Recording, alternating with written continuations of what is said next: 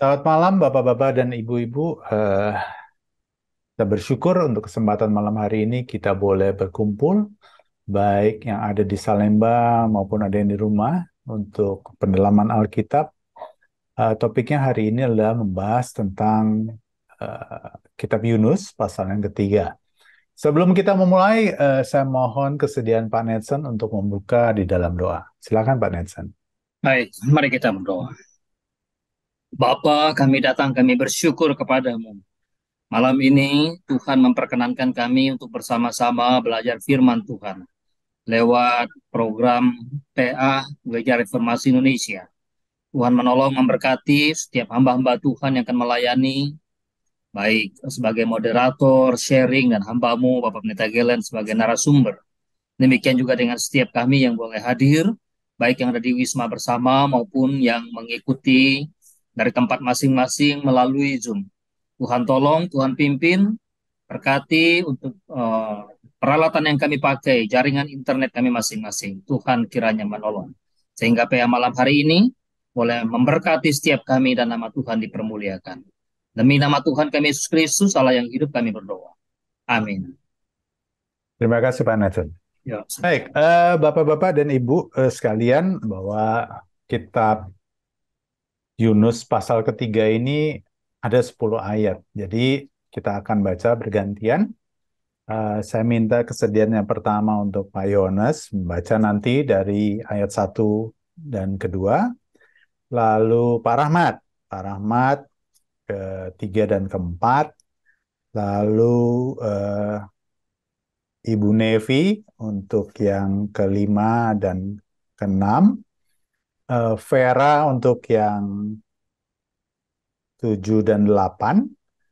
Lalu Ibu Greta yang ke-9 dan ke-10. Saya persilahkan kepada Pak Yohanes untuk membacakan eh, dari ayat yang pertama dan kedua. Silakan Pak Yohanes. Pasal 3 ayat pertama dan kedua, demikian firman Tuhan. Datanglah firman Tuhan kepada Yunus untuk kedua kalinya, demikian. Bangunlah, pergilah ke Niniwe, kota yang besar itu, dan sampaikanlah kepadanya seruan yang kufirmankan kepadamu. Berikutnya Pak Rahmat, silakan Pak Rahmat. Ayat 3, bersiaplah Yunus, lalu pergi ke Niniwe sesuai dengan firman Allah. Niniwe adalah sebuah kota yang mengagumkan besarnya, 3 hari perjalanan luasnya. Mulailah Yunus masuk ke dalam kota itu sehari perjalanan jauhnya, lalu berseru, 40 hari lagi, maka Niniwe akan ditunggang balikan. Untuk yang Ayat kelima, ya silakan Bu Nevi. orang Niniwe percaya kepada Allah, lalu mereka mengumumkan puasa dan mereka, baik orang dewasa maupun anak-anak, mengenakan kain kabung. Setelah sampai kabar itu kepada raja kota Niniwe, turunlah ia dari singgasananya, ditanggalkannya jubahnya, diselubungkannya kain kabung, lalu duduklah ia di abu. Berikutnya Vera. Lalu atas perintah raja dan para pembesarnya orang memaklumkan dan mengatakan di Niniwe demikian, manusia dan ternak, lembu, sapi, dan kambing domba tidak boleh makan apa-apa, tidak boleh makan rumput, dan tidak boleh minum air. Haruslah semuanya, manusia dan ternak, berselubung kain kabung dan berseru dengan keras kepada Allah, serta haruslah masing-masing berbalik dari tingkah lakunya yang jahat dan dari kekerasan yang dilakukannya. Silakan Bu Greta. Siapa tahu mungkin Allah akan berbalik dan menyesal serta berpaling dari murkanya. Sorry, kedengaran ya? Kedengaran. Yang bernyala-nyala itu sehingga kita tidak binasa. Ketika Allah melihat perbuatan mereka itu, yakni bagaimana mereka berbalik dari tingkah lakunya yang jahat, maka menyesallah Allah karena malapetaka yang telah dirancangkannya terhadap mereka, dan ia pun tidak jadi melakukannya. Amin. Demikian pembacaan firman Tuhan hari ini. Pasal yang ketiga cukup unik ya. Sebelum kita nanti akan membahas lebih lanjut, saya berharap ada interaksi yang bisa kita gali untuk kita bisa memperdalam pengertian kita tentang kitab Yunus ini. Dan sebelum kita masuk ke dalam diskusi, saya persilahkan Ibu Lumongga untuk menyampaikan kesaksian sehubungan dengan pembacaan pasal ketiga dari kitab Yunus ini. Silakan Bu Lumongga. Terima kasih Pak Andri. Mohon diingatkan kalau waktunya udah mau habis ya. Pasal 3 ini tidak terlalu banyak ya, hanya 10 ayat. Dan ini merupakan bagian di mana Yunus harus melakukan misinya yang kedua. Firman Tuhan datang kepada Yunus untuk kedua kalinya. Kalau sampai 2 kali ini menunjukkan begitu pentingnya tugas yang harus dilakukannya untuk melakukan misi kemanusiaannya ke Niniwe. Dan kali ini tidak seperti yang pertama, dia mematuhinya karena dia sudah mendapat hukuman. Mengenai Niniwe, kota yang besar ini, di pasal pertama waktu Bapak Pendeta Slamet menjelaskan bahwa ini adalah kota yang besar ya. Yunus berjalan masuk ke kota ini, dia tidak menuju ke sentral tapi hanya di pinggiran-pinggiran kota dan mulai menyampaikan pesan dari Allah bahwa kota ini dalam 40 hari akan dihancurkan. Dia mulai dari rakyat kecil di pinggiran-pinggiran kota, tidak langsung ke sentral ya, ke istana. Tapi anehnya, sangat menakjubkan, rakyat itu percaya sama pemberitaan Yunus. Kita mungkin agak heran karena Yunus ini orang asing. Harus berbicara pada orang asing dan berita yang dibawanya adalah berita yang tidak mengenakkan. Tapi rakyat Niniwe percaya. Mungkin di sini tangan Tuhan tentu ikut bekerja, tapi mungkin juga pemikiran saya aja mengenai riwayat bahwa Yunus dimuntahkan oleh ikan setelah di dalam perut ikan 3 hari, mungkin berita ini sudah tersiar kemana-mana dan sampai juga ke Niniwe. Dan keajaiban ini mungkin yang membuat rakyat Niniwe percaya bahwa berita yang dibawa oleh Yunus adalah berita yang berasal dari Allahnya yang maha kuasa menurut mereka. Mungkin. Tapi nyatanya bangsa Niniwe bertobat. Dan tobatnya bukan tobat main-main. Tobatnya betul-betul radikal. Ya. Bukan hanya dalam hal beribadah, tapi juga dalam kelakuan. Bangsa Niniwe ini terkenal orang yang sangat kejam. Dan sudah dialami oleh bangsa Israel kekejaman mereka yang sering terjadi. Tapi ini dalam hal ini, pemberitaan dari Yunus ini membuat mereka berubah total. Mereka lebih giat beribadah dan mereka juga kelakuannya berubah. Tidak melakukan kejahatan-kejahatan lagi. Kalau dikatakan di sini, raja pun ikut dan kemudian juga memerintahkan supaya ternak ikut berpuasa, itu barangkali hanya menunjukkan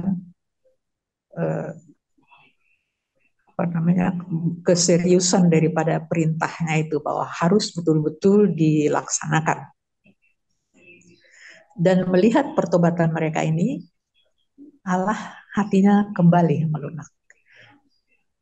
Hukuman tidak jadi dilakukan oleh karena pertobatan mereka yang begitu radikalnya.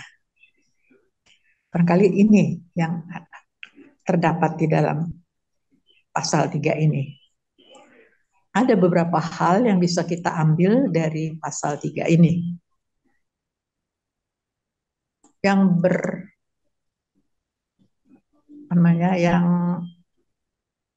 perlu kita perhatikan di pasal 3 ini adalah mengenai Yunus dan mengenai Allah.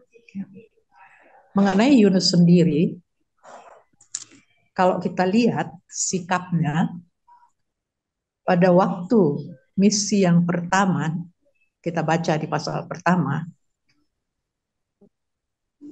dia memberontak, tidak mau melakukannya.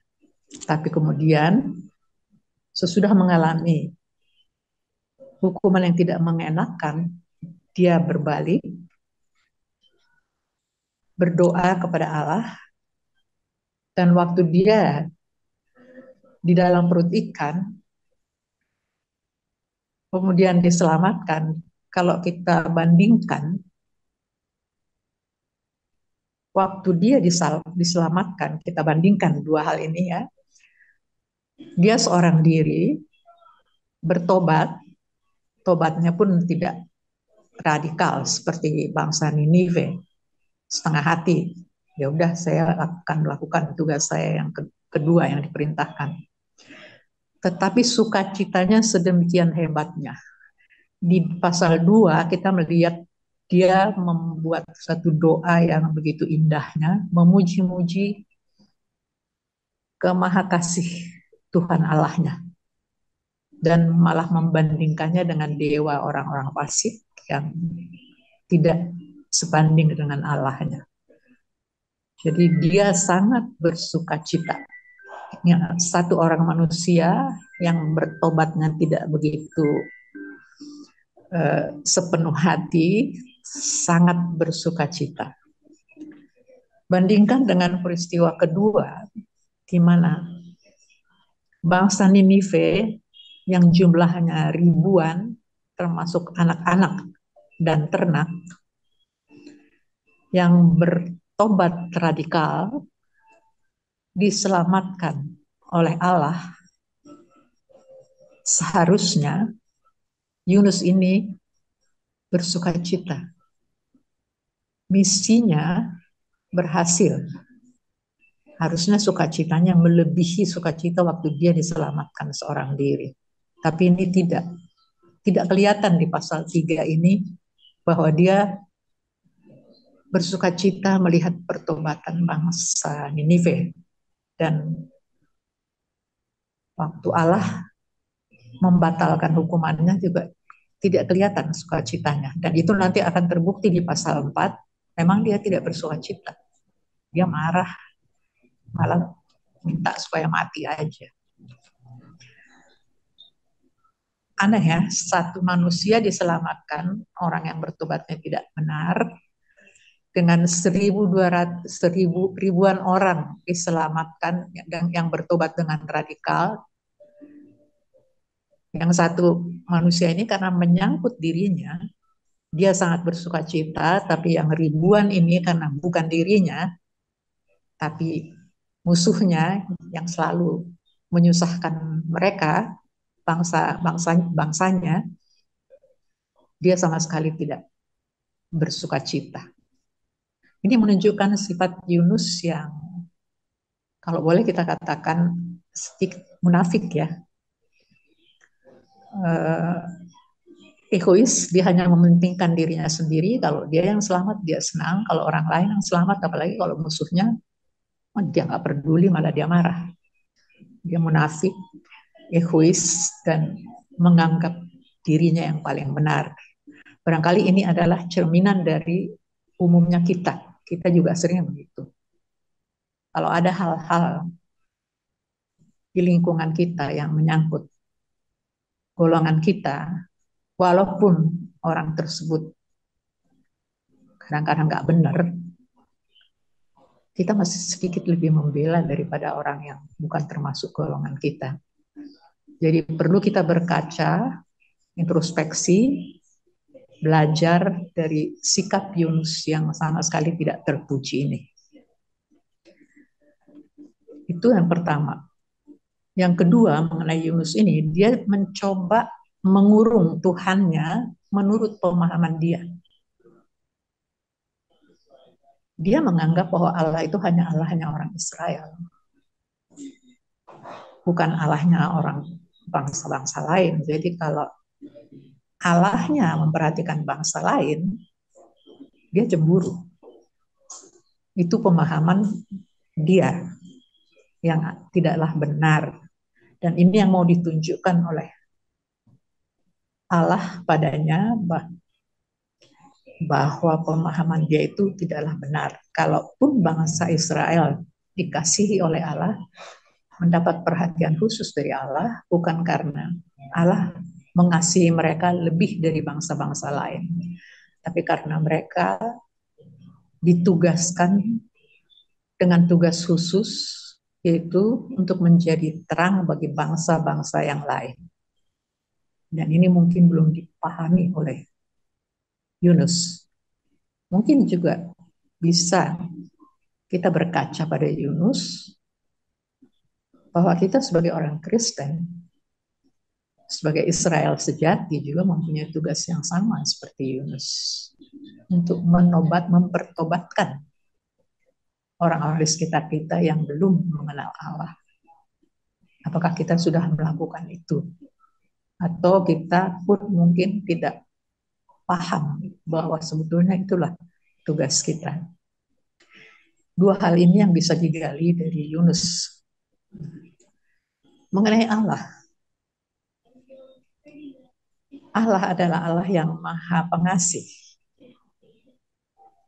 Dia sangat memperhatikan orang-orang berdosa. Kalau kita baca Alkitab kan dikatakan, saya datang bukan untuk orang benar, tapi untuk orang-orang berdosa. Jadi kalau ada orang-orang berdosa di dunia ini, entah dia itu orang Israel atau non-Israel, dia sangat prihatin. Dan keprihatinannya ditunjukkannya dengan mengutus Yunus untuk mempertobatkan mereka. Bahkan sampai 2 kali. Yang pertama gagal, yang kedua disuruh lagi. Ini menunjukkan betapa pentingnya buat Allah orang-orang berdosa untuk kembali ke jalan yang benar. Itu salah satu karakter Allah yang perlu juga kita kenali. Kemudian yang kedua barangkali,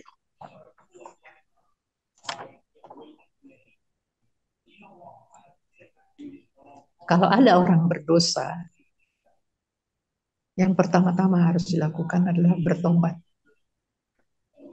Karena kalau dengan bertobat, di sini kita lihat dengan bertobat, mungkin hati Allah akan kembali.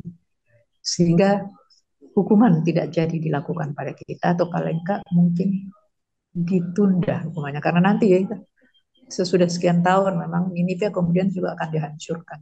Jadi hukumannya hanya ditunda saja. Kalau mereka kembali lagi melakukan hal-hal yang tidak benar. Jadi yang ditekankan di sini adalah kita jangan mengurung Allah dengan pemahaman yang kita miliki saat ini.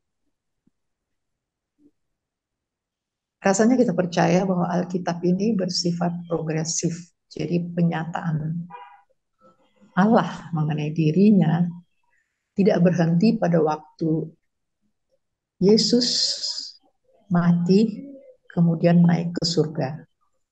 Dikuburkan, kemudian naik ke surga. Karena dia mengirimkan Roh Kudus-Nya kepada kita.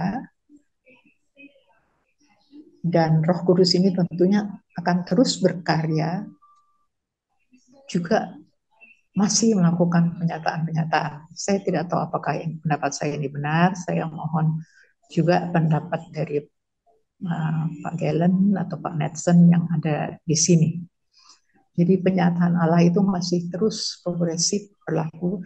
Ini gunanya kita selalu membaca Alkitab, menggali Alkitab sebanyak mungkin, karena mungkin masih banyak hal-hal yang tidak kita ketahui, yang tidak kita pahami, yang mudah-mudahan Roh Kudus akan menerangi hati dan pikiran kita untuk kita bisa mengerti penyataan-penyataannya mengenai Allah. Barangkali ini yang bisa saya gali dari pasal 3 ini, Pak Andri.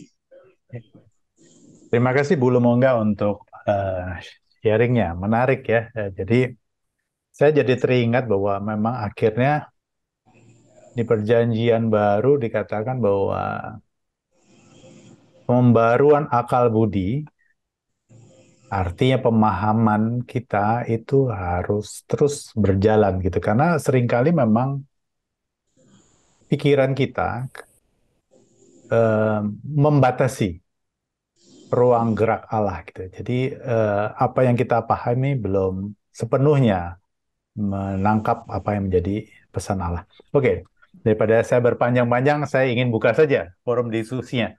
Silakan buat rekan-rekan sekalian, baik yang di Salemba maupun yang online begitu ya, untuk boleh memberikan tanggapan atas bacaan kita eh, pada malam hari ini tentang Yunus pasal 3 dengan judul Pertobatan Niwe. Mungkin saya buka, silahkan ada yang ingin memberikan tanggapan?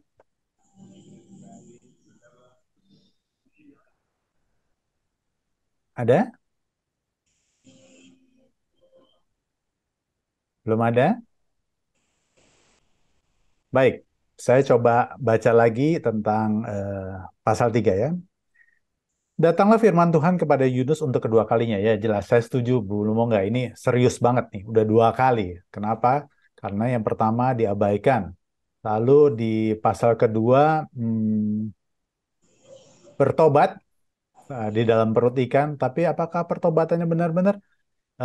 Mungkin iya, tapi hatinya belum sepenuhnya begitu ya, karena saya nggak tahu apakah ada kepahitan di dalam hati Yunus sehingga dia sebenarnya ogah-ogahan begitu ya untuk menjalankan misinya, memberikan kabar keselamatan, kabar perintah bahwa penduduk Niniwe harus bertobat begitu ya. Lalu perintahnya di ayat kedua, bangunlah, pergilah ke Niniwe, kota yang besar itu.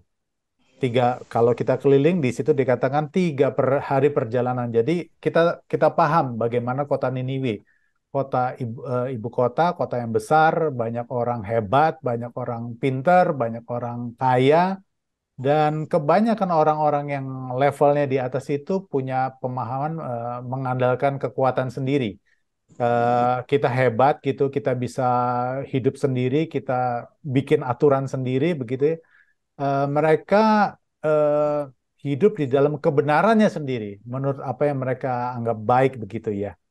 Tetapi sesungguhnya bahwa mereka sedang melakukan kejahatan yang luar biasa dan eh, walaupun kondisinya begitu, Allah sungguh mengasihi mereka. Di ayat ketiga dikatakan, bersiaplah Yunus lalu pergi ke Niniwe sesuai dengan firman Allah. Niniwe adalah sebuah kota yang mengagumkan besarnya, 3 hari perjalanan luasnya. Saya kebayang kalau kita jalan siang hari aja, 3 hari keliling sebesar apa begitu ya. Mulailah Yunus masuk ke dalam kota itu sehari perjalanan jauhnya. Lalu berseru, 40 hari lagi maka Niniwe akan ditunggang balikan. Ya kalau kita letterlah gitu baca, ini kalimat pendek banget gitu.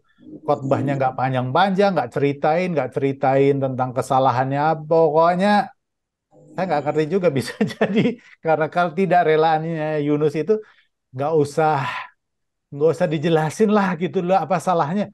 Mudah-mudahan mereka nggak bertobat. Jangan-jangan bisa jadi Yunus punya pemikiran seperti itu gitu. Jadi memang pertobatan penduduk Niniwe tidak diharapkan oleh Yunus begitu.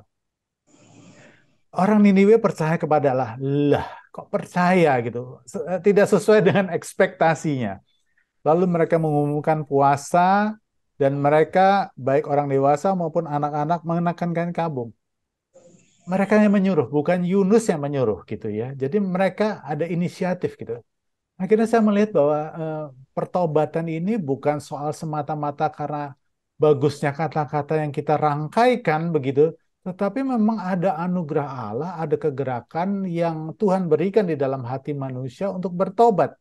Dan apa yang baik menurut Allah belum tentu sesuai dengan harapan kita. Dalam hal ini harapannya Yunus gitu ya. Padahal tujuannya Allah itu baik. Sampai kabar itu kepada raja kota Niniwe, turunlah ia dari singgasananya, ditanggalkannya lah jubahnya, diselubungkannya kain kabung, lalu duduklah ia di abu. ini raja besar, raja yang taklukannya banyak, posisinya hebat, kaya raya, kok ia bisa begitu ya? Tiba-tiba turun dari singgasananya, lalu mengambil posisi merendahkan diri serendah-rendahnya, duduklah ia di abu. Jadi artinya dia sudah menanggalkan segala apa yang ada di dalam miliknya dan di dalam hatinya memiliki kegentaran yang luar biasa. Jadi kalau orang bertobat, ya kita harus sadari bahwa sebetulnya bukan karena balik lagi, bukan karena hebat perkataan orang yang mengabarkan itu, tetapi memang ada anugerah Allah yang diberikan disampaikan kepada hati orang-orang untuk bertobat, sedangkan kita ini hanya messengernya saja, hanya penyampai pesannya saja. Jadi kalau ada orang bertobat, manusia yang mengabarkan Injil itu tidak boleh take credit gitu atas ini jasa saya gitu. Ini gara-gara saya khotbahin dia, dia jadi bertobat. Bukan karena itu, karena memang ada kuasa Allah di situ. Eh, Lalu atas perintah raja dan para pembesarnya, orang memaklumkan dan mengatakan di Niniwe demikian, manusia dan ternak, lembu sapi dan kambing domba tidak boleh makan apa-apa. Saya baru dengar sekali nih yang kayak gini nih di Alkitab gitu ya. Sampai sekarang belum ada tuh perintah sampai binatang pun puasa juga itu. Baru kali itu, dan itu diperintahkan oleh raja orang fasik yang kejam. Eh, Banyak nggak masuk akalnya di sini gitu ya. Ada kekuatan besar yang menggerakkan sehingga itu bisa terjadi. Haruslah semuanya manusia dan ternak berselubungkan kain kabung dan berseru dengan keras kepada Allah. Ini Allahnya bukan Allah mereka nih. Allahnya Yunus. Serta haruslah masing-masing berbalik dari tingkah lakunya yang jahat dan dari kekerasan yang dilakukannya. Jadi di situ mereka menyadari bahwa selama ini mereka telah melakukan begitu banyak kekerasan. Dan memang kalau kita baca sejarahnya, saya juga baca beberapa literatur, bahwa kekejaman dilakukan oleh penduduk Niniwe ini luar biasa. Tawanan perang mereka bunuh dengan sadis begitu. Waktu itu Pak Slamet juga ada cerita bahwa eh, penyiksaan-penyiksaannya sangat luar biasa, dan mungkin zaman itu kesadisan manusia itu udah nggak ada harganya lah begitu ya, karena sistem pemerintahan. Siapa tahu mungkin Allah akan berbalik dan menyesal serta berpaling dari murkanya yang menyala-nyala itu. Mereka menyatakan bahwa ada harapan, berharap. Mudah-mudahan Allah gitu ya.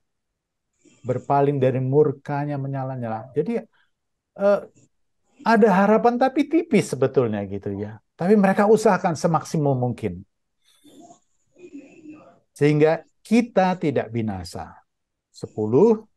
Ketika Allah melihat perbuatan mereka itu, yakni bagaimana mereka berbalik dari tingkah laku yang jahat, maka menyesallah Allah karena malapetaka yang telah dirancangkannya terhadap mereka. Dan ia pun tidak jadi melakukannya. Ini kalau kita baca dengan konteks yang kurang benar begitu ya, kok Allah menyesal gitu. Apakah Allah tidak bisa memprediksi bahwa orang ini akan bertobat atau tidak? Berarti dia tidak tahu dong, sehingga timbul penyesalan. Nah, mungkin ini bisa kita bahas dan nanti mungkin Pak Gelen bisa menjelaskan tentang kalimat ini. Oke, saya buka lagi untuk teman-teman yang ada dalam Zoom ini, untuk silakan kita berdiskusi. Ada tanggapan mungkin yang ingin menambahkan, silakan. Pak Rahmat, boleh Pak Rahmat? Ada tanggapan?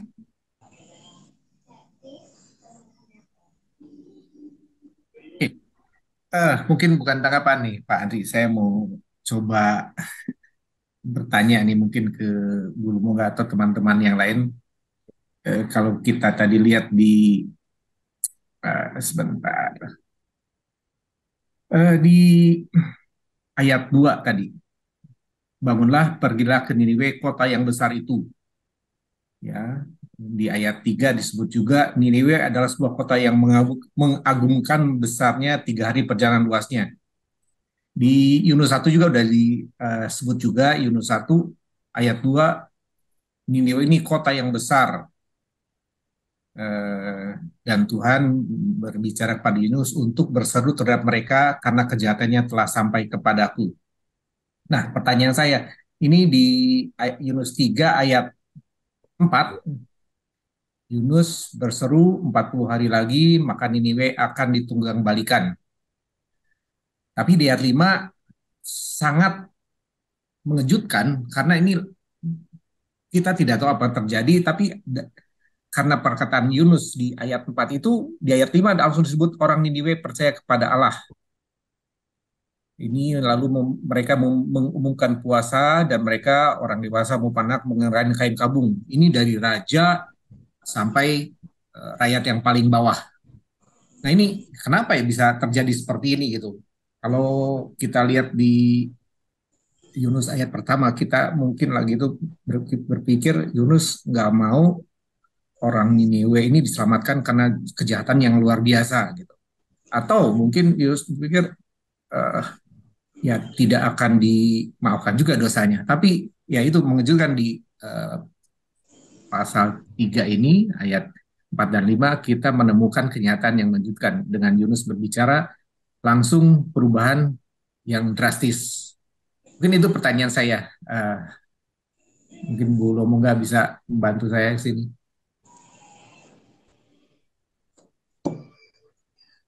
Silakan Bu Lomonga. Tadi juga sudah saya kemukakan ya, menakjubkan ya kok bangsa Ninive bisa berbalik radikal 180 derajat cuma dari khotbah Yunus yang seorang asing. Nggak ada yang pemikiran saya yang lain kecuali bahwa dalam hal ini tangan Tuhan bekerja untuk mempertobatkan mereka. Tapi ada pemikiran lain lagi dari saya. Barangkali kabar mengenai Yunus dimuntahkan dari perut ikan sesudah 3 hari dalam perut ikan itu tersebar kemana-mana, dan itu kan suatu keajaiban yang hampir nggak mungkin terjadi. Jadi kalau sampai hal itu terjadi, pastilah Yunus ini Allahnya Allah yang sangat hebat. Dan itu mungkin yang salah satu yang membuat mereka berubah radikal, jadi percaya. Itu pemikiran saya loh Pak Rahmat, saya nggak tahu, tapi yang pasti tentunya di sini yang lebih berperan adalah seperti tadi kata Pak Andri, adalah anugerah Tuhan yang mengubah hati manusia, mempertobatkan hati manusia. Nggak tahu kalau ada yang lain yang punya pendapat yang lain. Baik, silakan teman-teman yang lain ada yang ingin memberikan masukan atau tanggapan atau pemikiran lain atas pertanyaan dari Pak Rahmat. Apa sih sebetulnya yang ataupun kemungkinan-kemungkinan lain yang membuat raja dan penduduknya itu bertobat dalam waktu singkat? Silakan, ada yang lain? Pak Heri mungkin, Pak Heri? Boleh. Ini menarik sekali ya, Bapak Ibu. Yunus ini memang saya coba mengajak kita harus lebih merangsang diri kita untuk lebih banyak lagi menggali kitab Yunus ini. Karena pemahaman kita nggak mungkin tuntas untuk ketemu sekali 2 kali. Saya sendiri menggalinya terus dan saya belum dapatkan tuntas pemahaman saya seutuhnya tentang kitab yang ditulis Yunus ini dan tentang Yunus sendiri dan tentang Niniwe. Yang saya ingin sampaikan, pertanyaan yang tadi Pak Rahmat sampaikan, ada beberapa pemikiran saya setelah saya baca tafsiran, saya gali pasal 3 ini, ada beberapa kemungkinan tapi belum tuntas. Sekali lagi belum tuntas, ini hanya tafsiran-tafsiran, termasuk pemikiran-pemikiran yang saya coba referensi yang ada yang saya dapatkan. Pertama, saya coba tarik jauh ke belakang. Niniwe ini sebenarnya siapa sih? Asyur itu siapa sih? Gitu loh. Itu sendiri mendapatkan banyak tafsiran. Ya, ini adalah keturunan Nuh dari garis turunan Sem, seperti itu. Tetapi dikatakan juga Niniwe ini Asyur ini bisa nama tempat, bisa nama orang. Kalau nama orang berarti jatuhnya tadi seperti dikatakan di Kejadian 20 kalau kita baca, dia adalah turunan dari Sem, seperti itu. Berarti anak Nuh yang diberkati Tuhan, Sem ini, turunan ini. Sementara Yafet dan Ham kita tahu adik dari Sem yang tidak diberkati Tuhan, seperti itu kira-kira. Bertolak belakang dengan Sem yang mendapatkan berkat dari Tuhan. Nah, tetapi di referensi lain juga dikatakan Asyur itu adalah dari seorang perkasa yang namanya Nimrod, yang merupakan garis turunan Yafet kalau tidak salah, dari turunan situ, yang datang membangun Niniwe, kota Niniwe, seperti itu. Tetapi terus saya berpikir, memang Nimrod sama Asyur itu berbeda generasi. Bisa jadi memang Asyur ini adalah orang yang punya daerah dan membangun Asyur ini yang kita kenal sekarang kota Niniwe yang kita bahas ini, kemudian dilanjuti oleh Nimrod. Nah, kalau Nimrod sendiri kita telusurin, dia adalah ada yang menafsirkan keperkasaan dia sebagai seorang pemburu dalam pemahaman yang negatif. Ada juga bilang positif, tapi juga ada yang menafsirkan itu adalah negatif. Karena namanya sendiri Nimrod itu adalah sesuatu apa itu pendurhakaan atau apa itu, saya lupa. Artinya negatif seperti itu. Jadi kalau saya coba simpulkan, dulu dari Sem, Asyur anak dari Sem itu memang bagus. Niniwe itu Asyur itu bagus. Orang yang boleh mengenal Tuhan. Tetapi masuk si perkasa ini, si Nimrod ini, bahkan ada yang mengatakan Nimrod ini salah satu pencetus menara Babel seperti itu ya. Kemudian bubar dia membangun Niniwe seperti itu. Pembangkang ya, artinya pembangkang Bu Nevi, betul. Nah, jadi maka kemungkinan memang Niniwe kenapa kok sekarang, kalau kita perhatikan ayat 8 dan 9, Raja mengatakan Allah, tadi disinggung Pak Andri, Allah itu bukan Allah ilah mereka, bukan dewa, bukan berhala, tapi Allahnya Israel. Allah besar, Allah Israel. Kok bisa-bisanya orang kafir, raja kafir, sebut langsung percaya kepada Allahnya Israel. Kucuk-kucuk gitu. Saya ingat tentang bagaimana Naaman datang kepada Elisa. Mintalah, berdoalah kepada ilahmu. Dia anggap Israel itu sama dengan ilah-ilah yang mereka percaya. Itu dewa-dewa. Tetapi yang satu ini membedakan dewanya dengan Israel. Dan melihat Allah Israel itu adalah Allah yang besar. Seperti itu. Nah, timbul pemikiran saya, kemungkinan ini memang ada cikal bakal dari Sem itu. Ini bangsa Asyur ini memang yang mengenal Tuhan. Jadi ketika Yunus masuk ke situ memberitakan firman Tuhan, tidak asing. Pertobatan itu karena ada berbekas dulu mengenal, sekarang tidak mengenal Tuhan lagi, memberontak seperti itu. Nah, kemungkinan inilah menurut pemikiran saya. Dan kedua, saya melihat memang kemungkinan tidak dicatat secara detail khotbahnya Yunus, hanya dicuplik bahwa 40 hari lagi kau akan dijungkir balikan Tuhan, akan dihukum Tuhan. Mungkin itu tidak dituliskan secara detail, yang kita tidak tahu, kita cuma tahu ayat itu saja. Tapi sesungguhnya mungkin ada panjang lebar juga yang dikupas Yunus di situ. Ini menurut pemikiran saya. Saya dari pasal 3 ini, selain itu yang saya lihat menjadi pergumulan saya mengajak kita untuk menggali lebih dalam lagi. Kalau seandainya malam ini tidak tuntas, mudah-mudahan Pak Pak Galen nanti juga memberikan banyak referensi buat kita untuk memperdalam secara pribadi. Selain itu yang saya mau catat, bahwa betul memang kita tidak bisa pungkiri bahwa anugerahlah Tuhan, mau terlepas daripada tadi Yunus khotbahnya asal-asalan apa, tetapi itulah anugerah Tuhan untuk keselamatan kota Niniwe, Asyur. Dan kita lihat Tuhan ingin menunjukkan sesuatu kepada Israel juga, kita mungkin sekarang ini. Saya melihat begini, Israel tuh tegar tengkuk banget loh, tapi yang satu ini, yang kafir satu ini dianggap kafir sama orang Israel. Nggak tegar tengkuk loh, begitu dengar firman Tuhan langsung berbalik 180 derajat.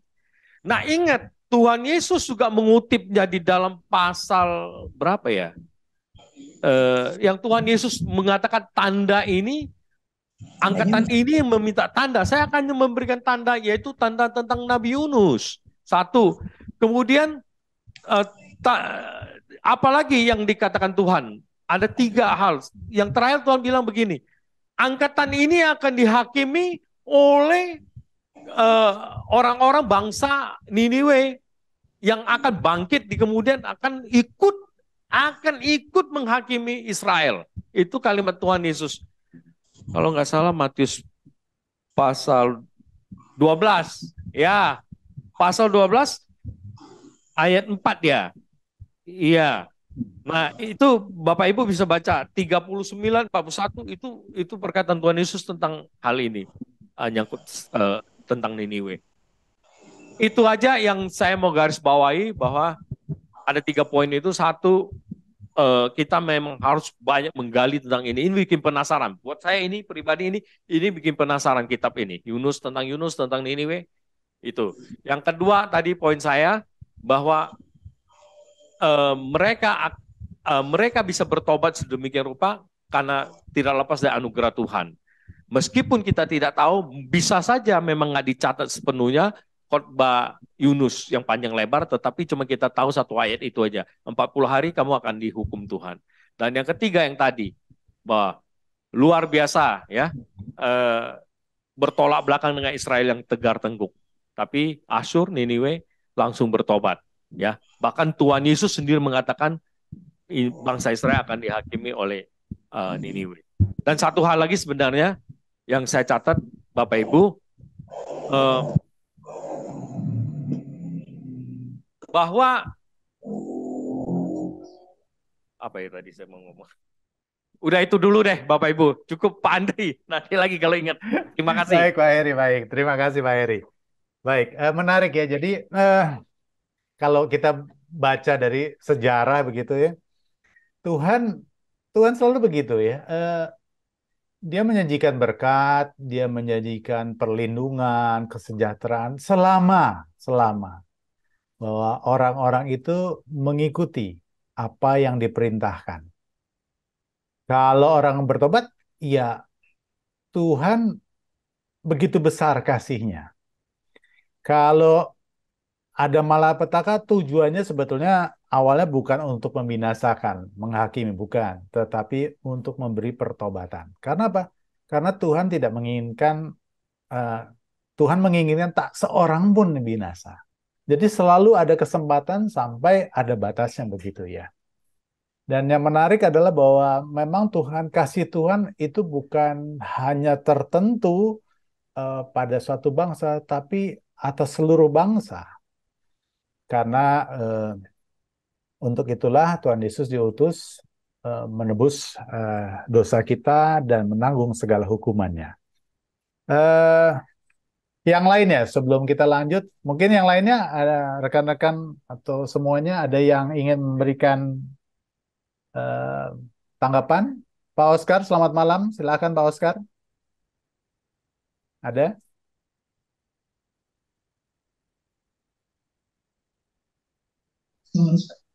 Ya, malam Pak. Kelihatannya udah dikupas dan disampaikan secara tuntas sih Pak, kalau kita bicara dari Yunus 3 ini ya. Jadi kelihatannya nggak ada lagi yang ditambahkan Pak. Udah terang gitu ya. Jadi ya kita melihatnya ya eh, memang terjadi keajaiban yang luar biasa ya eh, dari nabi yang ogah-ogahan untuk menyampaikan firman Tuhan, tapi orang bertobat gitu ya. Sungguh berbanding terbalik dengan apa yang dilakukan oleh Nabi Yeremia. Dia memberitakan firman Tuhan, tidak ada orang yang mendengarkan. Tapi ya, itulah kedaulatan Tuhan. Kira-kira begitu, Pak. Terima kasih. Oke, Pak Oscar, terima kasih. Nah, Om Saud nih, ada tanggapan Om Saud? Silakan.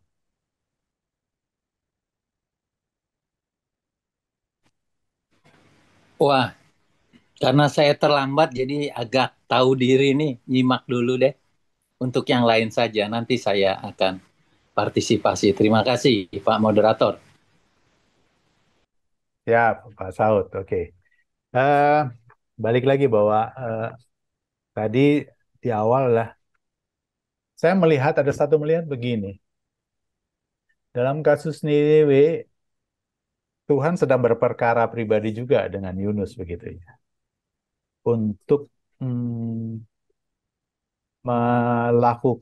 memberikan pencerahan, merubah cara berpikir Yunus bahwa eh, pribadi Allah yang kasih itu seperti apa. Nanti di pasal keempat kan ditanya lagi tuh Yunus, layakkah kamu marah padaku gitu kan? Kalimatnya seperti itu gitu. Jadi memang kalau boleh dibilang jujur-jujur aja, dan saya suka sekali dengan Alkitab. Kenapa? Alkitab itu lengkap. Tidak selalu menampilkan yang baik-baiknya aja, tapi hal kekurangan-kekurangan itu juga banyak ditampilkan dan itu menggambarkan kondisi kita semuanya begitu. Jadi bahwa orang yang bergaul dengan Tuhan tidak luput juga dari salah pengertian, salah pemahaman, salah sikap gitu. Dan Tuhan nggak serta-merta membuangnya, nggak gitu. Karena memang memahami kasih Tuhan itu saya sendiri benar-benar tak terselami dan selalu terkagum-kagum gitu. Kok bisa ya Tuhan sabar ya? Tuhan hmm, kok mau ya begitu ya? Dan kitanya seringkali malah yang nggak punya hak menghakimi gitu ya, menghukum malah lebih galak, malah lebih suka nggak rela gitu. Tuhan memiliki kasih yang begitu besar. Jadi eh, kita lihat di sini bagaimana Allah mengajar Yunus tentang memberi pengertian, meluruskan pengertian yang selama ini mungkin belum pas gitu. Dari bagaimana kasus sebuah kota yang penuh dosa, penuh dengan kekejaman, Tuhan ampuni. Walaupun akhirnya kita juga semua tahu bahwa selalu kondisinya bersyarat. Ketika orang hidup di dalam Tuhan, takut akan Tuhan, dia di dalam perlindungan Tuhan, penyertaan Tuhan. Tetapi ketika mereka menjauh dari Tuhan melakukan apa yang menjadi kehendak keinginan hatinya sendiri ya, resikonya ditanggung gitu. Demikian. Ada teman-teman yang lain dari yang ingin menanggapi untuk mungkin Susi atau Dina, silakan. Ada yang ingin menanggapi? Kita masih punya cukup banyak waktu nih untuk berdiskusi sampai jam 8.25. Ayatnya pendek sih ya, cuma 10 dan kebanyakan memang sudah dibahas disinggung-singgung di pasal-pasal sebelumnya dan bahkan mungkin pasal keempat pun ada yang juga disinggung-singgung. Jadi mungkin eh, bingung mau nanya apa. Tapi silakan forum ini terbuka untuk bisa saja menanyakan hal-hal lain yang masih ada hubungannya, tapi ya mungkin agak geser sedikit. Silakan kalau ada yang ingin ditanyakan. Bu Greta, ada ingin menambahkan Bu Greta?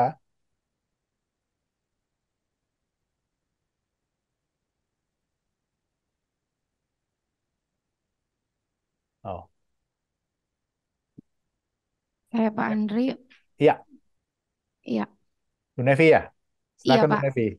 Ya, saya di sini dari tadi saya mikir ya, Tuhan itu memberikan perintah dikatakan 40 hari ya. 40 hari Niniwe akan ditunggang balikan, disuruh Yunus menyampaikan.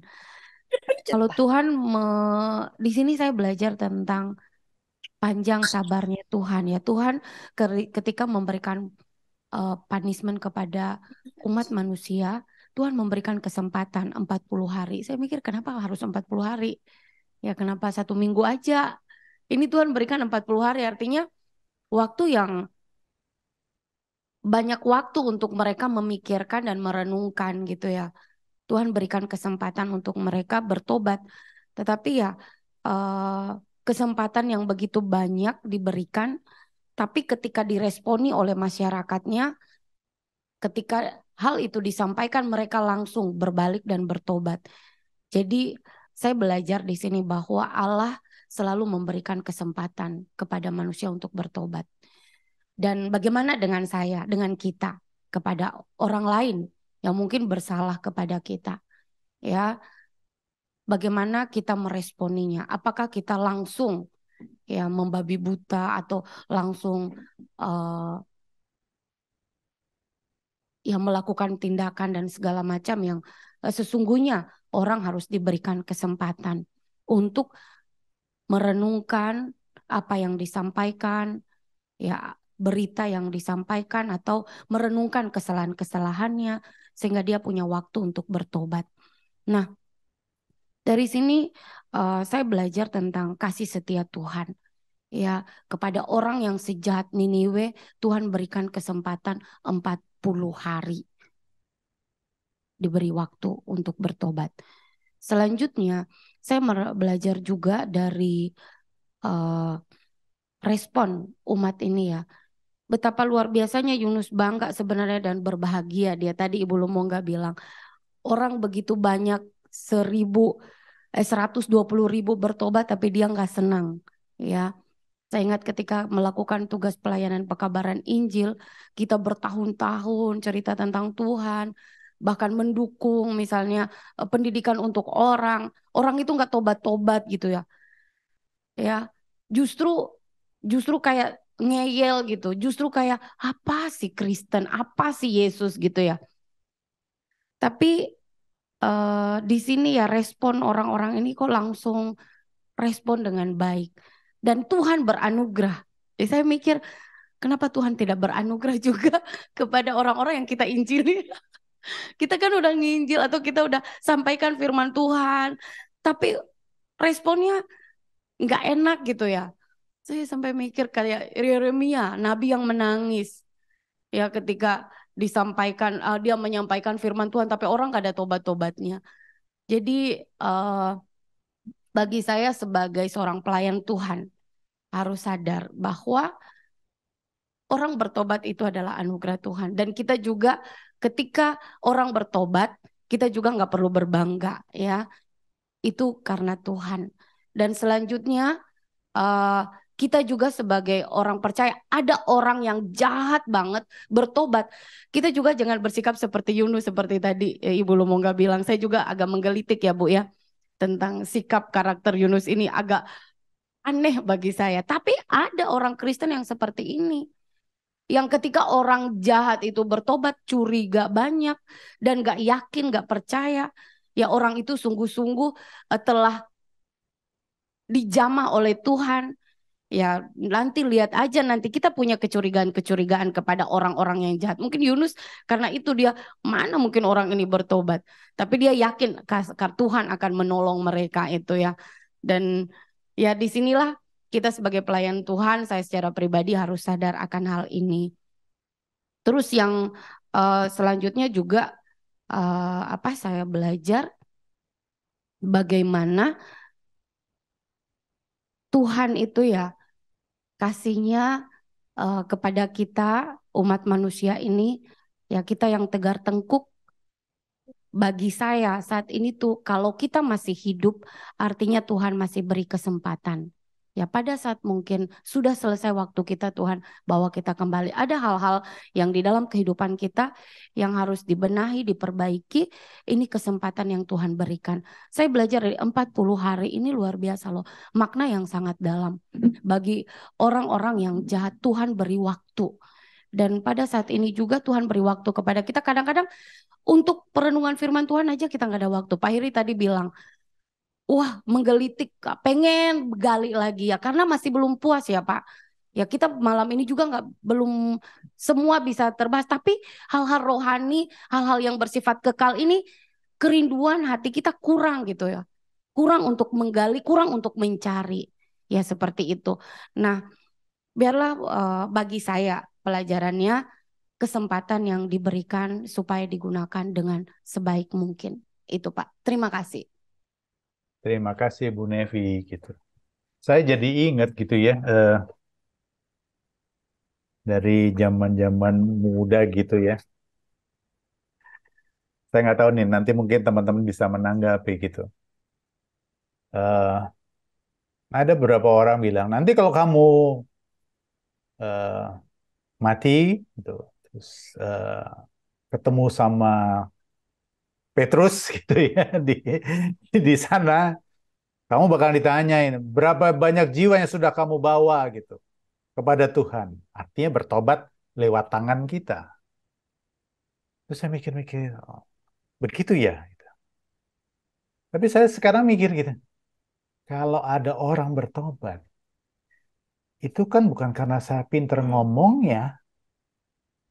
Saya bertobat aja karena Tuhan yang menggerakkan saya. Tuhan yang menyadarkan dosa saya. Tuhan yang memberi saya pengertian bahwa tidak ada jalan lain selain melalui Kristus. Bukan karena orang yang bicara saya hebat, ngerti semua isi Alkitab, bukan karena itu. Lalu saya mulai mikir-mikir begitu ya, ini jangan-jangan terpengaruh dengan paham teman di sebelah.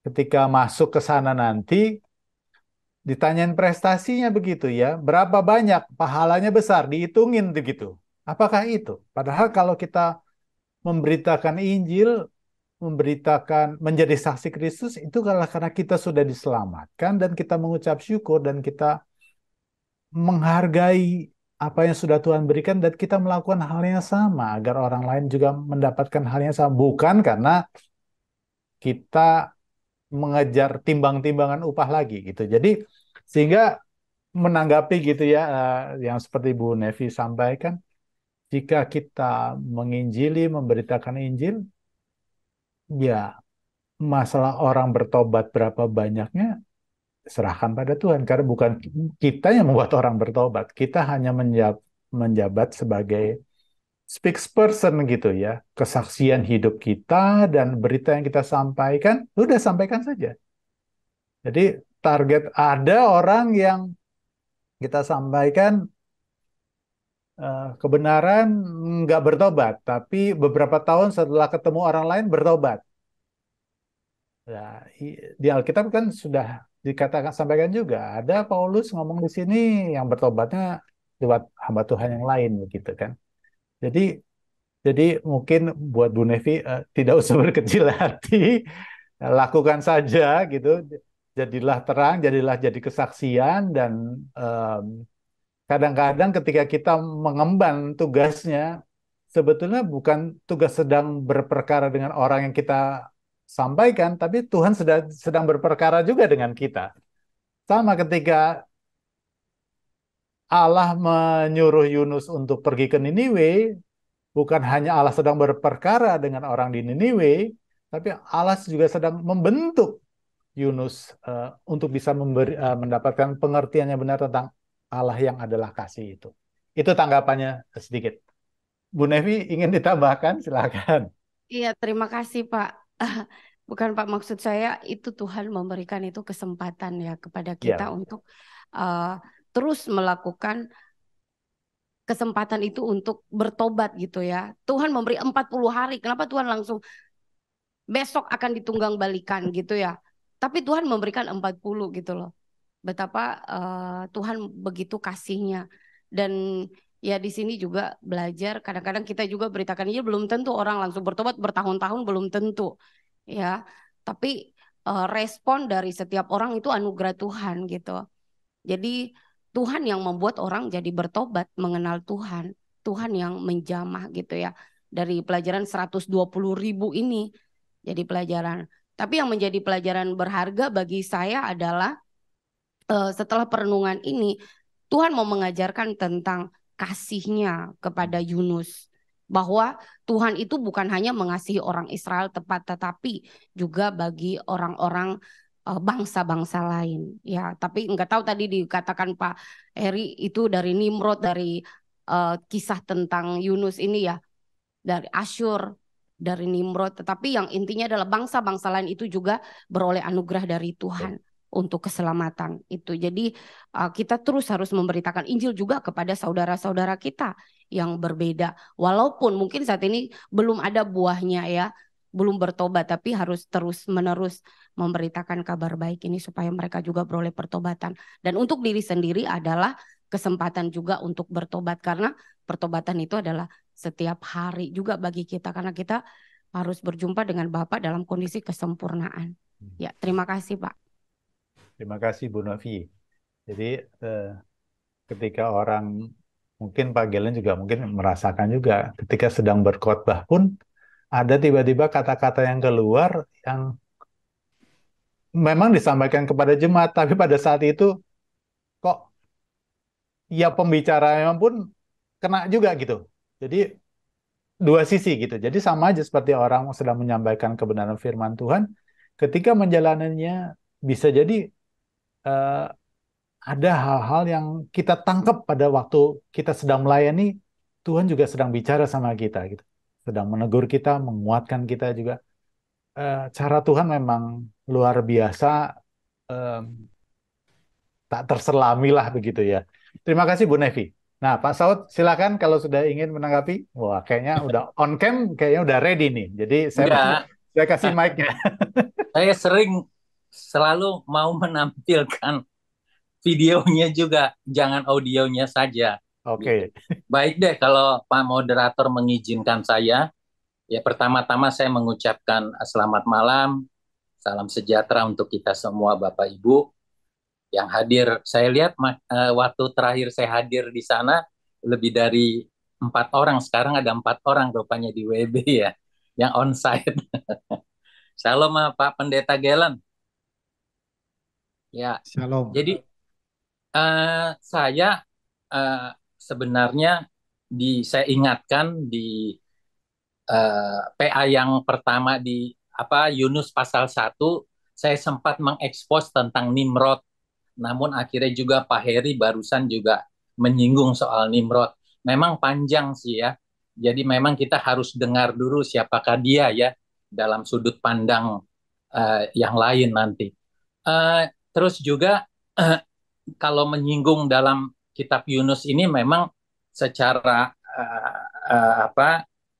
singkatnya bahwa memang Yunus sebagai menyuarakannya dalam antropomorfisme, dalam bahasa manusianya yang sangat-sangat terbatas, tidak bisa menggambarkan keseluruhan tentang Allah ya, dan kita tak harus tahu itu ya, antropomorfisme gitu. Tentang kasih Allah juga pemahaman kita sangat-sangat terbatas juga ya.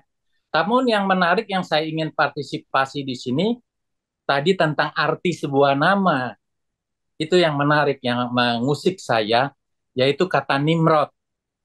Ya saya nggak dengar sebelumnya, tapi saya tahu loh arti kata Nimrod itu ya. Anggaplah tanda petik pembangkang gitu ya. Gitu. Nah, saya ingin mau membandingkan nih. Ya, jangan kita berasumsi langsung berpersepsi tentang namanya, maknanya itu kemudian pasti akan sama dengan namanya. Mari kita buka atau saya cerita sedikit dulu tentang Yabes. Yabes, nama Yabes ini luar biasa loh, apalagi doanya. Waduh, jadi patron tuh khususnya di dalam gereja karismatik. Kalau mau berdoa, doa Yabes harus diikuti. Begitu ya, luar biasa banget. tahukah saudara apakah arti nama Yabes? Gitu. Nah, nama Yabes itu adalah kesedihan, ya, penderitaan, gitu.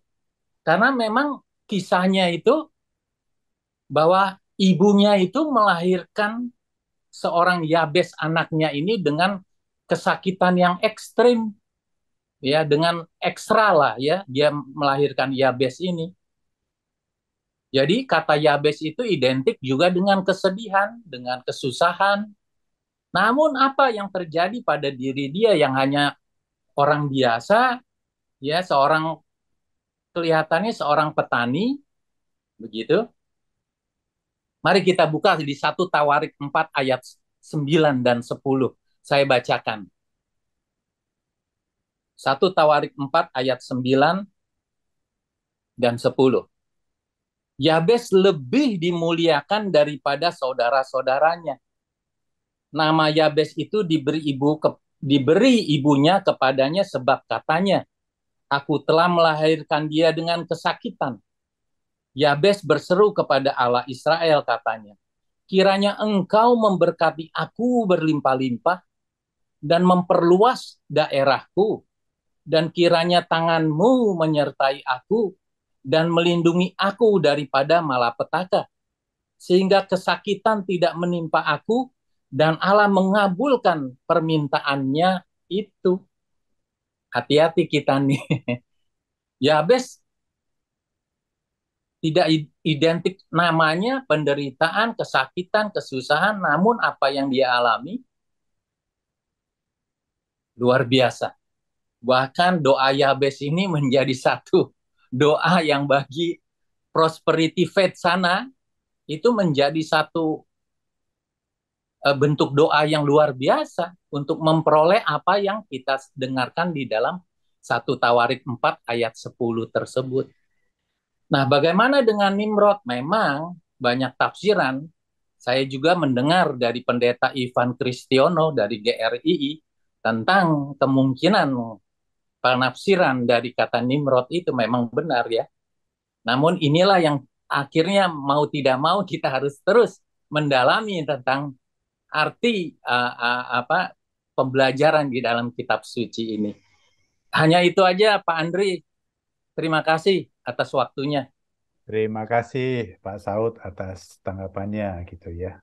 Jadi kalau boleh saya menambahkan bahwa kita tidak bisa juga tinggal di masa lalu. Nama boleh jelek gitu ya, lahir boleh susah. Tetapi apakah nasib tidak bisa dirubah? Bisa. Ada perjuangan, ada Tuhan yang menolong, ada Tuhan yang memimpin. Jadi balik lagi sebetulnya bagaimana kita hidup bahagia, Putus-putus ya. hidup benar itu adalah keputusan yang bisa kita Jaringan ambil, saya kali. yang bisa kita ubahkan gitu. Terima kasih Pak Saud untuk tambahannya. Ada lagi teman-teman yang lain yang ingin menambahkan? Pak Heri, silakan Pak. Enggak, saya cuman mau terusin tadi yang saya lupa Pak Andri. Silakan Pak. Ya, sebenarnya ini pertanyaan. Nanti mungkin Pak Galen bisa tolong jawab. Ini pertanyaan. Menarik sekali, Tuhan itu selalu melibatkan manusia untuk menyatakan kasih-Nya. Ketika Tuhan menciptakan manusia pun, Tuhan dalam persekutuan kasih. Dan marilah kita menciptakan manusia, ya, Kejadian ya, 1 ayat 26. Dalam Allah Tritunggal. Yang kita lihat malam ini, Tuhan melibatkan seorang Yunus sampai 2 kali. Tuhan bisa aja nggak usah pakai Yunus. Di dalam firman Tuhan bilang batu pun Tuhan bisa pakai kan gitu. Tetapi kenapa ya Tuhan memakai selalu manusia untuk menyatakan kasih-Nya? Bukankah hanya dengan mengatakan Niniwe, kembalilah kepadaku, bertobat. Kan semua anugerah Tuhan. Langsung mereka akan berbalik. Tetapi kenapa Tuhan harus dalam quote and quote bersusah payah, harus menggiring Yunus sampai harus kirim ikan untuk menelannya, sampai 2 kali untuk dia suruh dia untuk menyampaikan firman Tuhan. Itu aja Pak. Pak Galen bisa lebih detail lagi supaya kami dapat memahami lebih dalam cinta kasih Tuhan. Terima kasih Pak Andri. Ya, pertanyaannya jadi mengapa Tuhan kok seringkali melibatkan manusia dalam ketika ia ingin menyatakan kasihnya? Pertanyaannya kurang lebih begitu. Ada lagi rekan-rekan sekalian yang mungkin ada titipan pertanyaan juga seperti Pak Heri, silahkan. Kalau tidak ada yang menanggapi lagi, kita masih punya waktu 5 menit lagi, 6 menit lagi untuk sesi diskusi ini. Kalau memang tidak ada, nanti saya akan masuk ke sesi pembahasan oleh narasumber, Pak Gelen.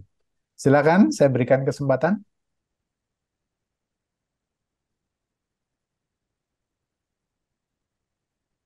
Ya, baik. Terima Silakan, kasih. Pak Gelen.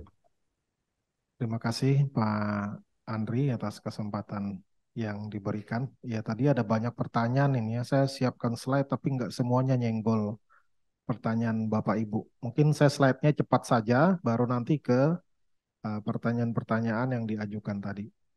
Iya, Niniwe kuno ini memang sangat maju ya, di ilustrasinya juga maju sekali. Mereka sistem pengairannya bagus, lalu kotanya juga bagus. Tadi dibilang 3 hari perjalanan jauhnya ya. Zaman itu kaki orang masih kuat tuh kalau jalan. Kalau kita 3 hari jalan kita sama 3 hari jalan mereka, jauhan mereka itu pasti. Ya, jadi kota ini benar-benar besar. Ya, jadi hal yang ingin saya bagikan yang pertama ada yang namanya second chance, ya, kesempatan kedua. Bagaimana Yunus yang punya label nabi, ya, ini bukan rakyat jelata, ini bukan kaum awam, ya, ini levelnya hamba Tuhan, nabi yang diutus Tuhan. Nakal dia ya, lari ya. Tafsiran banyak, ada yang bilang dia ultra nasionalis. Kalau menurut saya ada benarnya. Dan yang kedua, dia domba gurun ini, dombrun ya. Saya lihat. Jadi dia nggak mau orang yang bukan satu bangsa bertobat, ya kan? Itu bukan orang Israel, bukan orang Yahudi lah kalau kita bilang gitu. Ngapain ngikut agama saya gitu. Jadi mensimplifikasi agama dengan suku itu sama. Ya, di daerah tertentu juga ada menganggap gitu ya. Waktu saya di Kalimantan, dianggap kalau orang Dayak bukan Kristen lagi, dibilang udah jadi Melayu katanya. Itu kan ke kebingungan suku dengan agama itu beda gitu. Saya lihat Yunus nih ada sindrom begitu juga ya. Bukan hanya dia cinta bangsanya, ultranasionalis, tapi fanatiknya ini minta ampun terhadap agamanya. Mungkin karena kesalahpahaman bahwa Israel bangsa pilihan Tuhan. Benar nggak? Benar. Ya, tapi di sini Tuhan mau mengajarkan Yunus bahwa Tuhan juga mengasihi bangsa-bangsa lain.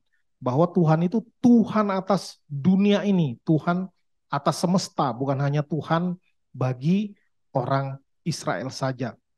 Yang menarik, Tuhan nggak langsung tidak langsung menghukum Yunus.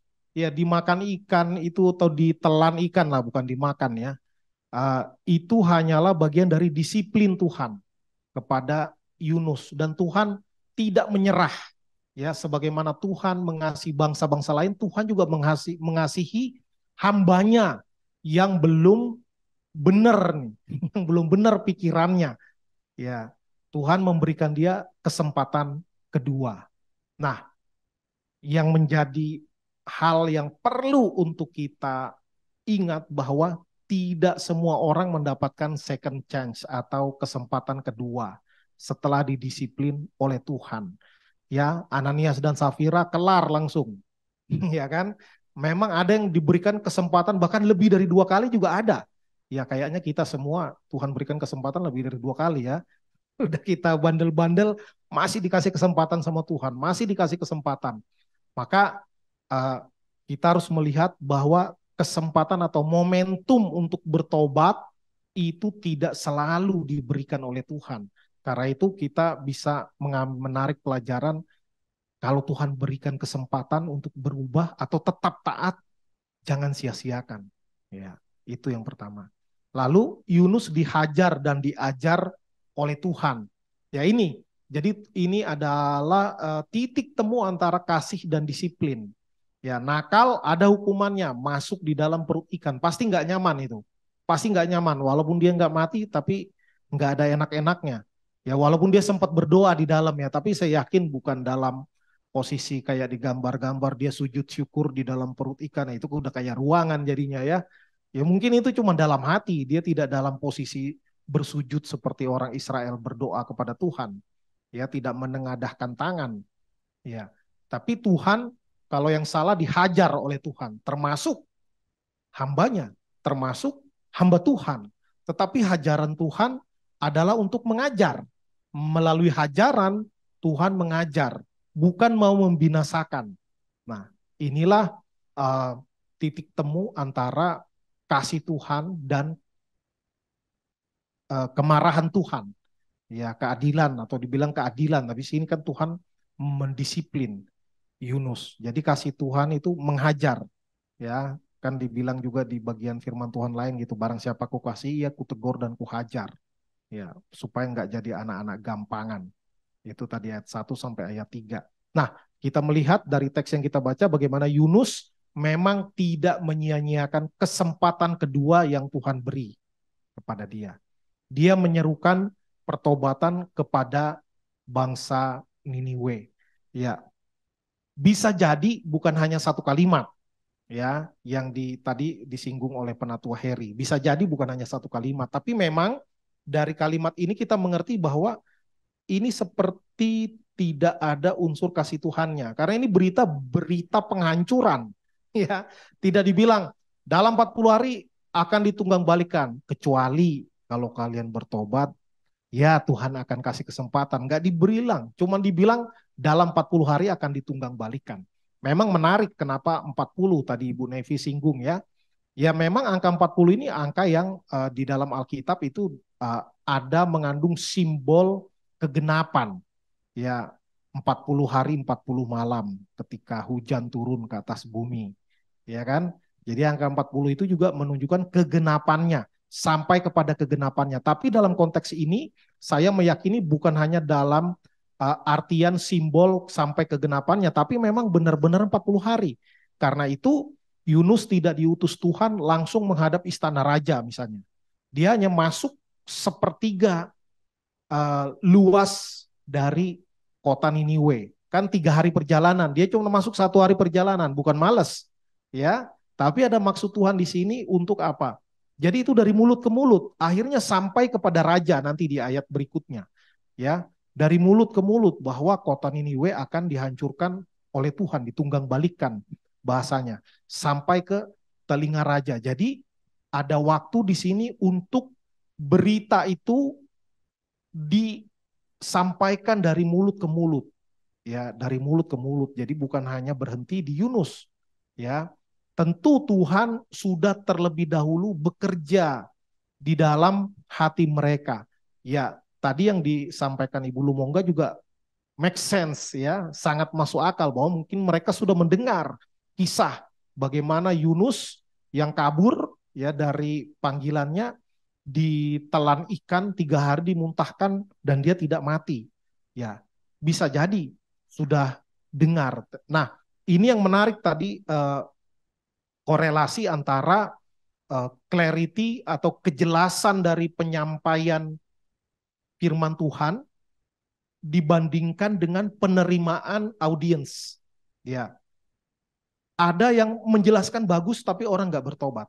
Ya, ada yang menjelaskan bagus, orang sepakat dalam pemikiran tapi tidak mau bertobat dalam kehidupan.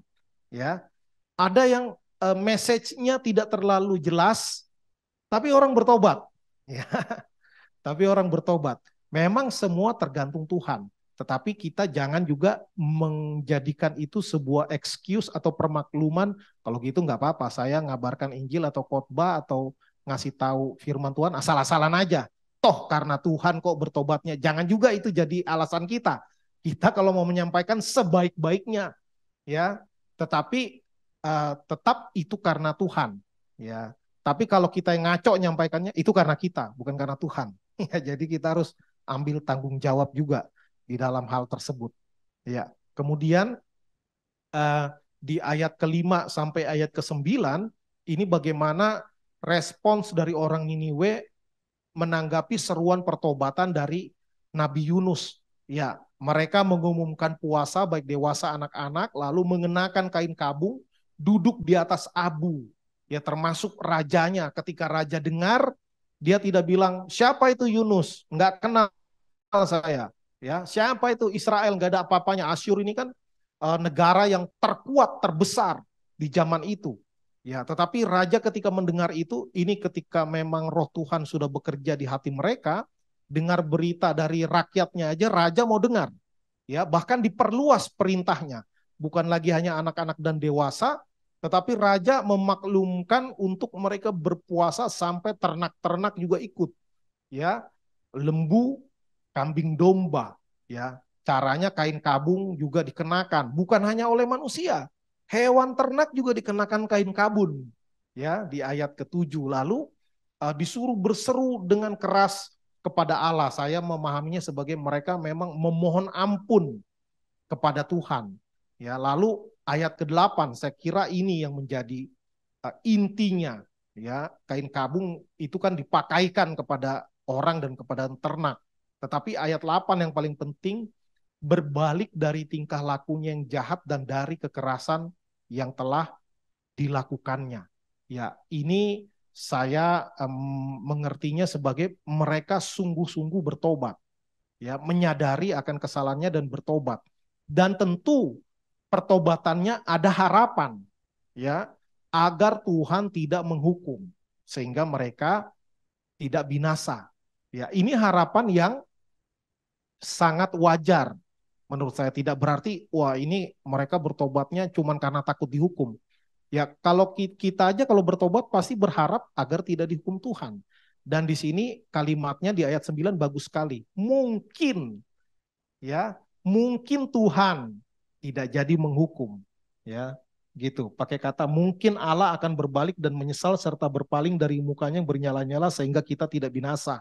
Ya, kata kuncinya siapa tahu, mungkin.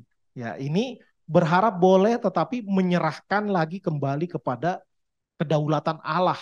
Ya, ini padahal mereka bukan orang percaya, ya kan? Bangsanya beda, agamanya beda, tapi mereka bisa sedalam itu pertobatannya. Sekali lagi karena roh Tuhan sudah bekerja terlebih dahulu di dalam hati mereka.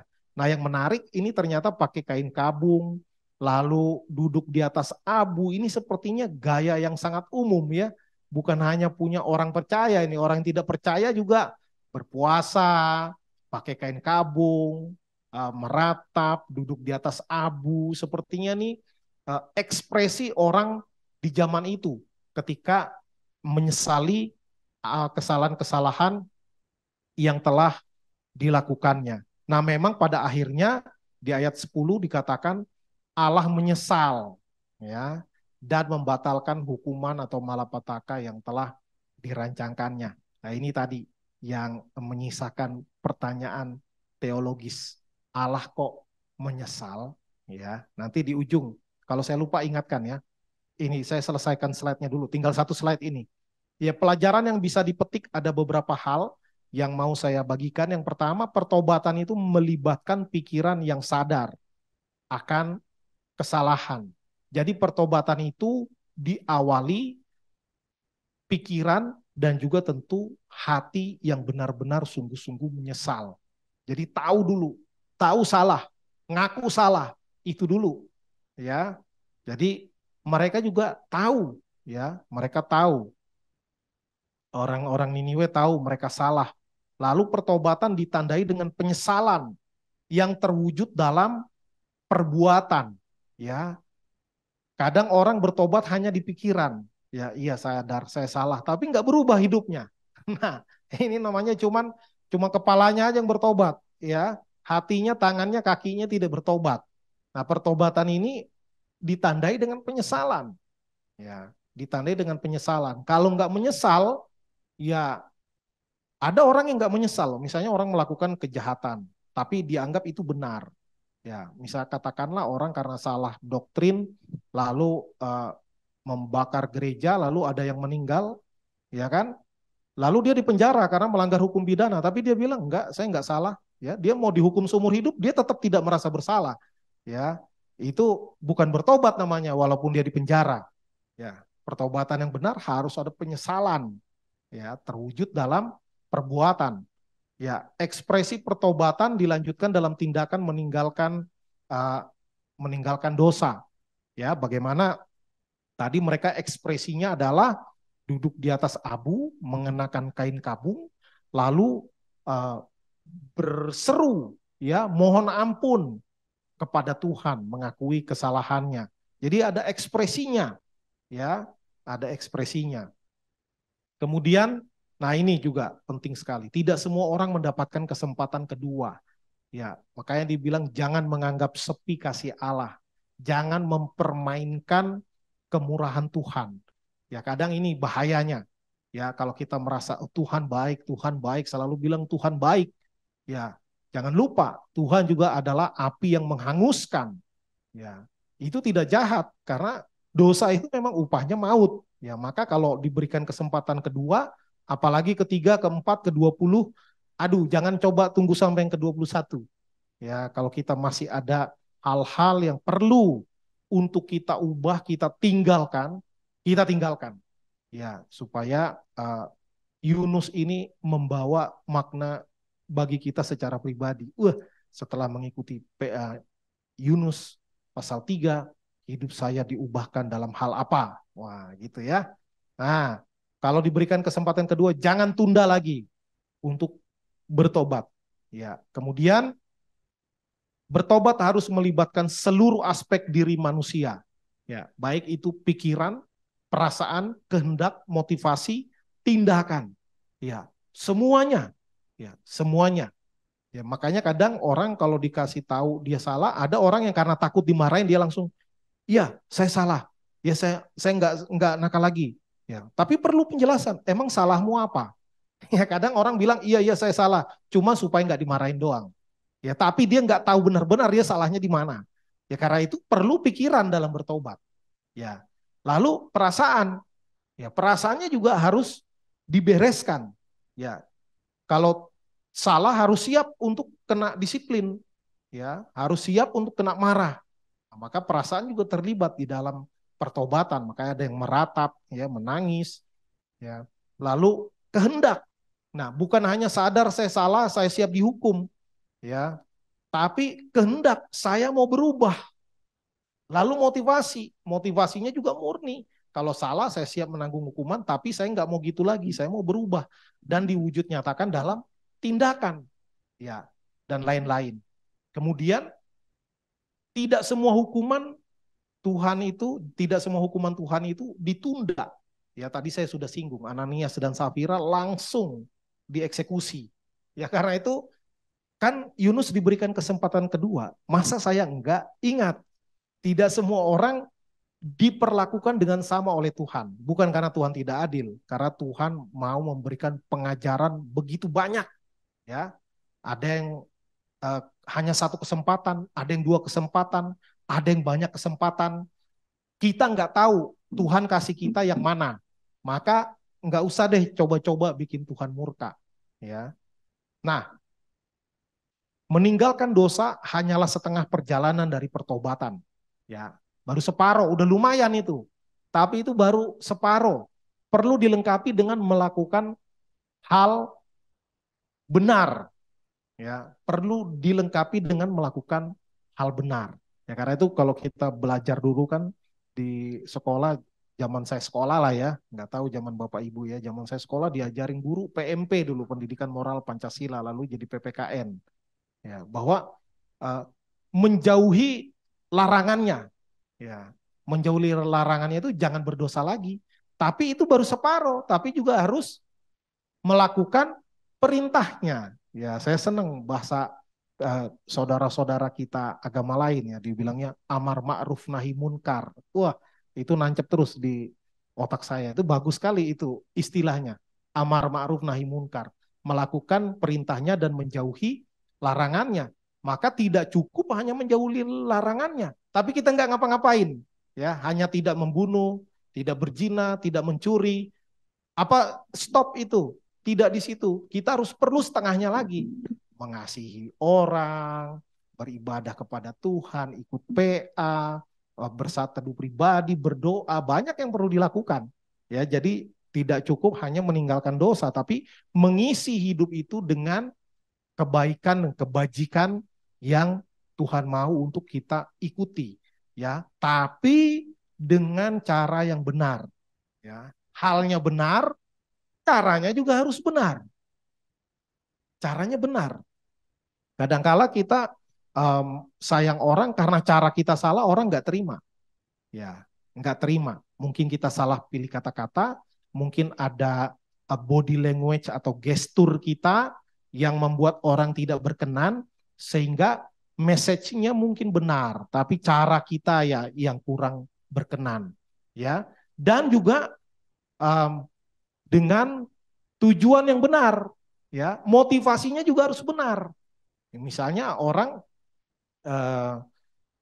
melakukan hal yang benar, tapi motivasinya untuk apa? Untuk menunjukkan bahwa saya lebih hebat daripada dia.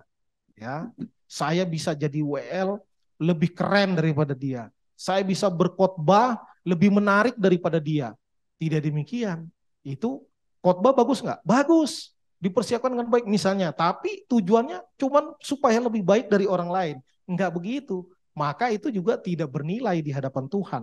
Mungkin orang bertobat, ya, tapi si pemberita belum tentu berkenan di hadapan Tuhan. Maka motivasinya juga harus benar dan tentu tujuan yang benar, yaitu supaya nama Tuhan yang diagung muliakan, ditinggikan, bukan kita, ya.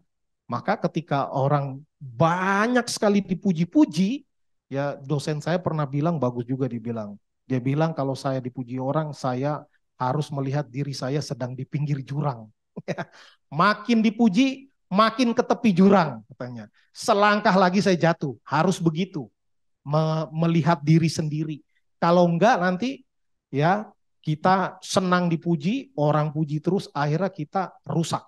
Ya, rusak karena pujian itu tidak salah, tetapi kadang kita terlalu baper sehingga pujian yang menjatuhkan kita.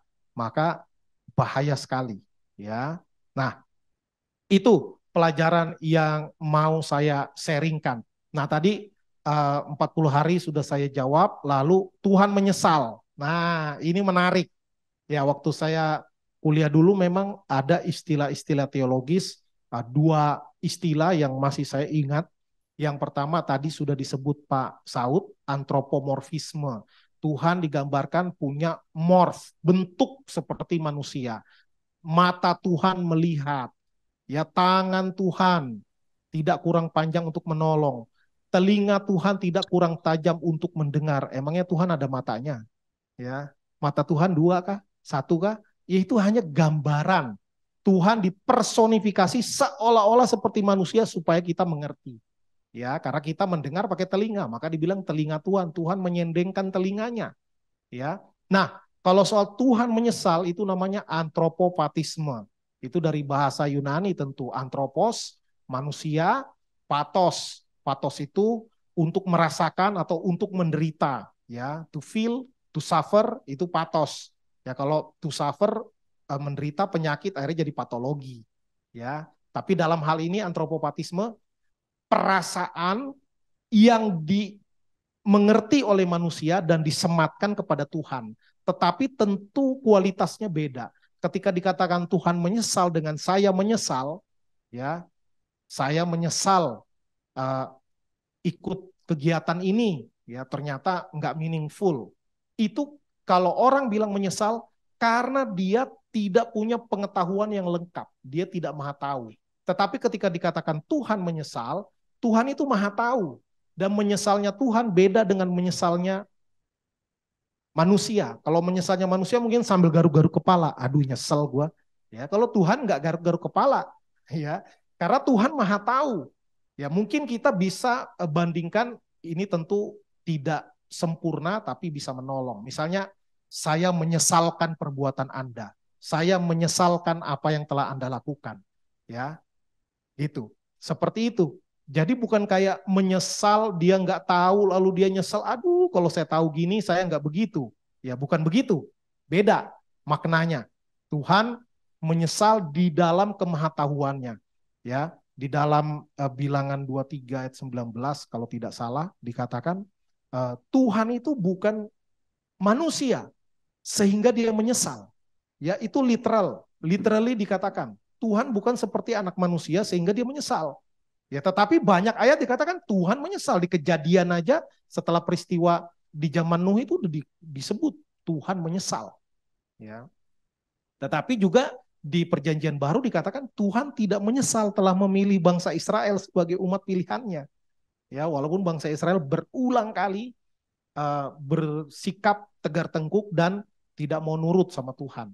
Ya, jadi Tuhan menyesal di sini di dalam kemahatauannya tentu saja berbeda dengan manusia menyesal, tetapi itu digambarkan supaya kita ada jembatannya. Oh gitu, tapi tentu secara kualitas jauh sekali. Ya, Tuhan menyesal bukan karena tidak tahu, Tuhan Maha tahu. Tetapi tentu itu seperti di dalam dia kemahatauan dan kemahakasihannya, ya, ada campur gregetan, campur marah yang kudus tentu, murka. Jadi itu loh, aduh kok begitu sih gitu. Itu menyesalnya seperti itu. Tetapi tetap berbeda dengan menyesal yang manusia. Ya, tadi Penatua Heri bertanya, bagus sekali pertanyaan, kenapa Tuhan libatkan Yunus. Ya, ini memang dari kitab Kejadian, Tuhan memang suka melibatkan manusia. Emangnya Tuhan nggak mampu? Mampu. Ya tentu ini mengingatkan ajaran Bapak Gereja Agustinus. Ya, dia mengatakan, without God we cannot, but without us God will not. Tanpa Tuhan kita tidak bisa apa-apa. Tanpa kita Tuhan tidak mau. Tuhan bukan tidak mampu, Tuhan tidak mau. Karena kita diciptakan untuk melakukan kehendak Tuhan. Ya, bukan Tuhan nggak bisa, bisa. Ya, Yunus disuruh, mungkin ngomongnya setengah hati, mungkin sepenuh hati. Tapi satu bangsa bertobat itu karena Tuhan yang sudah bekerja, tapi Tuhan tetap suruh Yunus supaya Yunus ada kerjanya. Tuhan gak mau orang gabut, kalau udah orang gabut pasti berbuat dosa nanti kayak Daud. Ya, zaman perang dia nggak perang, akhirnya gabut, akhirnya bikin dosa. Ya, di Kejadian Tuhan langsung kasih perintah, manusia diciptakan disuruh kuasailah bumi, usahakan itu semuanya. Tuhan mau kita bekerja, menjadi manusia pekerja, termasuk di dalamnya adalah pelayanan. Jadi Tuhan mau melibatkan manusia. Ya, tentu Tuhan bisa sendiri, bisa. Ya, ada banyak orang, khususnya orang-orang saudara kita yang bukan Kristen, yang menjadi Kristen bukan karena diinjili, tapi karena mimpi. Itu Tuhan yang intervensi sendiri, banyak. Ya, tetapi kenapa nggak semua orang dikasih mimpi? Supaya kita ada kerjaannya juga. Orang Tuhan kasih amanat agung, masa Tuhan kasih amanat agung, terus dia sendiri bekerja, kita nggak dipakai sama sekali. Ya, tentu Tuhan mau kita untuk melakukan amanat agungnya, maka kita harus melakukan bagian kita. Ya, jangan sampai lagi excuse tadi. Itu kehendak Tuhan. Kalau Tuhan mau, batu pun bisa berbicara. Kalau Tuhan mau, semua orang bisa dapat mimpi, percaya Yesus sebagai Tuhan dan Juru Selamat. Kalau Tuhan mau, ya, kalau Tuhan mau. Tapi yang pasti Tuhan mau kita memberitakan Injil. Nah pertanyaannya, kadang kita banyak excuse-nya, ya, yang toleransi lah, yang pluralitas lah, nanti menyinggung perasaan orang. Padahal kita harus ingat bahwa bersaksi mengajarkan Injil itu tidak ada masalah, itu sharing, cerita. Ya, bagaimana Tuhan menghidupkan hidup saya, mengubahkan hidup saya, cerita. Kita nggak ada memaksakan, tidak membuat menyuruh, apalagi memaksa, atau apalagi mengiming-iming orang supaya jadi Kristen. Enggak, ya. Kita bersaksi, begini hidup saya, udah. Ya. Nah, sudahkah kita mengikuti apa yang Tuhan mau? Ya, Tuhan mau untuk kita mengikuti kehendak-Nya. Walaupun ya itu terserah Tuhan, kedaulatan Tuhan 100%. Orang bertobat nggak bertobat, kedaulatan Tuhan. Tapi bagian kita mengabarkan nggak? Ya, atau kita kuat berdoa supaya Tuhan aja sendiri yang bekerja? Enggak, Tuhan nggak mau. Ya, Tuhan pilih Yunus, Yesus memilih rasul-rasul, dan Roh Kudus dicurahkan supaya apa? Supaya kuasa itu diberikan kepada umat Tuhan. Ya. Dan jangan pikir harus jago, harus ahli strategi, ikut training banyak baru bisa mengabarkan Injil atau bersaksi. Enggak, itu natural. Ya, dengan cara yang sederhana, karena Tuhan bisa ubahkan orang walaupun kata-kata kita enggak sempurna. Kadang ada diksi-diksi yang keliru misalnya. Tapi orang bisa berubah loh. Bisa berubah karena bukan karena kita, bukan karena message-nya, bukan karena messenger-nya, tetapi karena kalau Tuhan sudah pilih orang itu untuk diselamatkan, walaupun yang disampaikan enggak komprehensif, enggak lengkap, bahkan bisa salah kata, salah istilah, tapi orang bisa bertobat juga. Ya, mari ini menjadi hal yang kita ambil, apa yang bisa jadi perenungan, biar bukan jadi sekadar paparan yang memenuhi kepala kita, memenuhi pengertian, tetapi lebih lagi ke dalam, menggugah nurani kita dan pada gilirannya mendorong kita untuk menjadi pelaku-pelaku firman yang giat. Demikian yang bisa saya sampaikan sebagai paparan singkat dan closing statement. Tuhan memberkati kita semua. Amin.